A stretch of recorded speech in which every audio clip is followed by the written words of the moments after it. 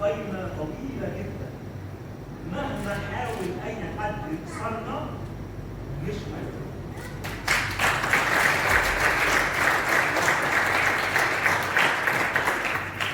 لأن مصر طول عمرها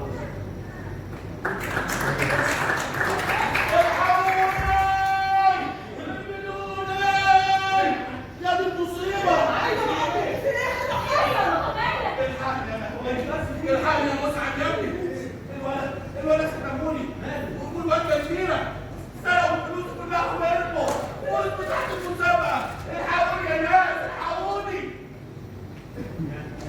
اللي خلاك تعمل كده؟ ايه اللي خلاك سلمت رقبتك ليهم وانا ما كانش معايا الا رقبه سلمها ليهم ساعتها يا نهوان، الفلوس لازم ترجع يا نهوان، الفلوس يا رمزي. بقى المعلم كاكا يضحك عليه على ست ورب. بس يا الحقني يا رمزي، الحقني يا رمزي. دلوقتي كده ولا رمزي؟ ماشي، تعالى يا حلوة. بص بقى اوريك الشغل اللي عملته الحريم مع نموش الرجاله لا مؤاخذة.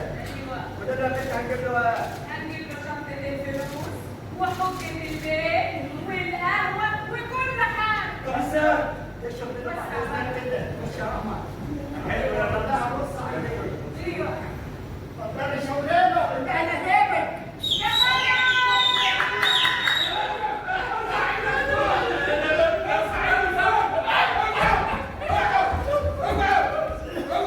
ارجع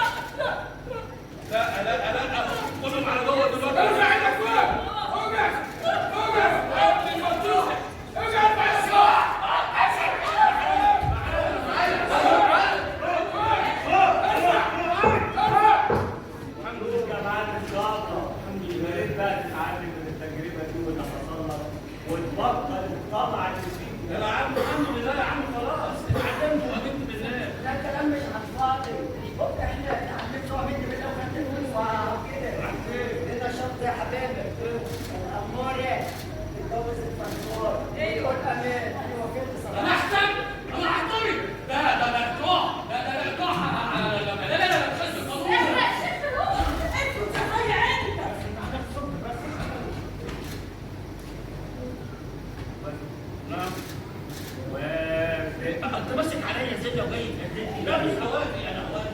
جالك الغصب اعمله ايه؟ اتنين. كده. حاضر يا هوافق. حاضر. تعالى يا نادي يا بنتي. انا قلت لك تعالى يا مسعد. انا شايف نفسك وراها ليه؟ الله مش تستنى. ده ابوها واحد. انت قريت المسرحيه يعني؟ تعالى. انا موافق انك تتجوزها بس على شرط هتغني في الفرح من غير ما حد يحاسبك ولا يديك عليك. بس كده ده احلى اغنيه غنى النادي يا حبيبي. طب اتفضل سمعنا هتغني.